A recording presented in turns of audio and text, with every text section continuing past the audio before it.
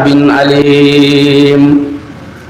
وقال الله سبحانه وتعالى في مقام آخر والوزن يومئذ الحق فمن ثقلت موازينه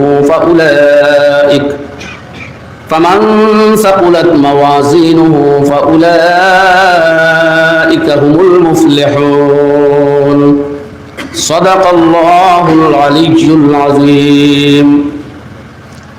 وبعد فروي عن النبي صلى الله تعالى عليه وسلم أنه قال: من أكل طيبا وعمل في سنة وامن الناس بوائقه دخل الجنة.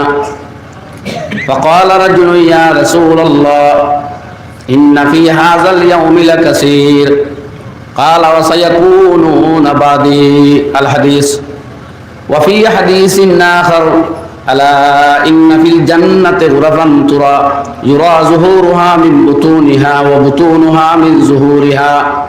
قالوا: لمن هي يا رسول الله؟ قال: لمن أطاب الكلام وأدام الصيام وصلى بالليل والناس نيام. الحديثين أو كما قال عليه الصلاة والسلام. وصلى الله على سيدنا ومولانا محمد وعلى آله وأصحابه وسلم. وصلى الله على سيدنا ومولانا محمد وعلى آله وأصحابه وسلم. صلى الله على سيدنا ومولانا محمد وعلى آله وأصحابه وسلم. لا إله إلا الله، لا إله إلا الله، لا إله إلا الله، لا إله إلا الله، لا إله إلا الله، لا إله إلا الله،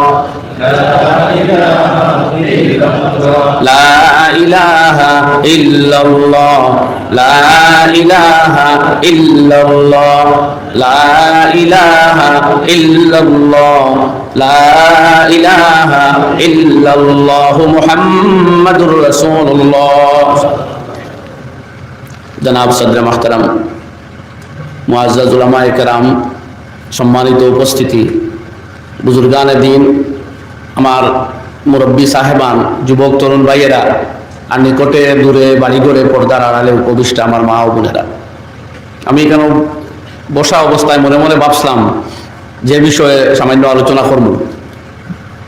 কেন যখন চেয়ারও বইছি তখন সদরে মাহতারাম আমার আজিজ হযরত মাওলানা জহিরুল হক হাফিজাহুল্লাহ তাই কাগজ এখন সামনে রাখছেন, যেখানে লেখা যাকাত সুদ বন্দনা সম্পর্কে আলোকপাত করার বিনম্র অনুরোধ রহিল।